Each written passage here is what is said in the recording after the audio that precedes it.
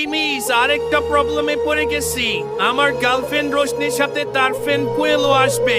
আমি জানি তোর অনেক কাজ আছে, তারপরও প্লিজ ওদেরকে রাতে একা ছাড়া যাবে না।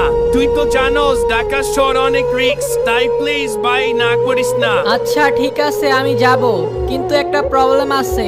তুই তো জানোস কোয়েল আমাকে পছন্দ করে না। আরে কোয়েল থাকলে কিছু হবে না, তুই কোয়েলদের নিয়ে চিন্তা করিস না। তুই শুধু ওদের সাথে থাকবি, ওদের একটু খেয়াল রাখবি। তারপর প্রেমিস অমিতের সাথে কথা শেষ করে ফ্রেশ হয়ে নেয়। এইদিকে প্রেমিস সন্ধ্যার দিকে রোশনি আর কোয়েলের সাথে যাওয়ার জন্য রেডি হয়।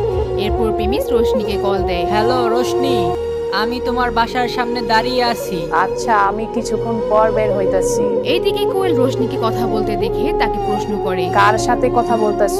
অমিত নাকি? আরে না, প্রিমিস কল দিছে। অমিতের কিছু কাজ ছিল, তাই ও আমাদের সাথে যাইতে পারবে না। রাতের বেলা কোথাও যাওয়াটা অনেক রিস্কের, তাই অমিত প্রিমিসকে আমাদের সাথে যাইতে বলছে। আরে ভাই, প্রিমিসকে আমাদের সাথে কেন নিতে হবে? আমি আর তুই তো যাইতে পারতাম, ওকে কেন নিতেছ? কোয়েল প্রেমিসের কথা শুনে রেগে যায়। সে প্রেমিসকে আগে থেকেই অপছন্দ করত, যার কারণে প্রেমিসের নাম শুনে সে রেগে যায়। তুই একটা কাজ কর, এখনই অমিতকে একটা কল দে আর বল প্রিমিসকে আমাদের সাথে যেতে হবে না। আমি আর তুই একা একা যেতে পারবো। কোয়েল, একটু বুঝার ট্রাই কর। এই রাতের বেলা আমরা দুইজন মেয়ে কিভাবে চলাফেরা করব? দেখোস না নিউজের মধ্যে মেয়েদের কোনো নিরাপত্তা নাই, তাই আমাদের একজন ছেলেকে সাথে নিলে ভালো হবে। এতে করে আমরা সেফ থাকবো। আরে রোশনি, তুই কি ছোট বাচ্চা নাকি?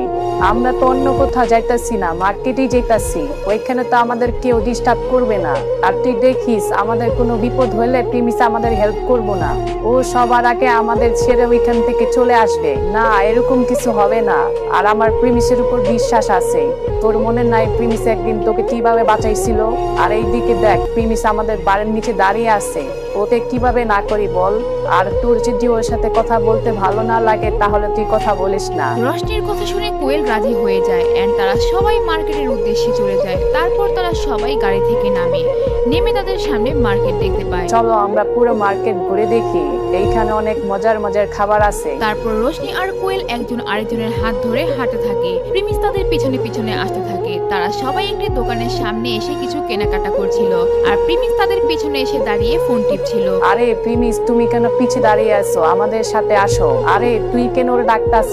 ও যেইখানে আছে ওইখানেই থাকুক না। তারপর প্রিমিস ওইখানে অনেক সুন্দর সুন্দর জামা কাপড়ের সাথে সাথে বাড়ি ঘর সাজানোর জিনিসপত্র, হাতের চুড়ি, কানের দুল, শাড়ি এগুলো দেখে। প্রিমিস এইগুলো দেখে রাধিকার জন্য কিনতে চায়, কিন্তু রাধিকা ওইখানে ছিল না। প্রিমিসের মন খারাপ হয়ে যায়। তখন হঠাৎ প্রিমিসের মোবাইলে শোরুমের ম্যানেজারের কল আসে।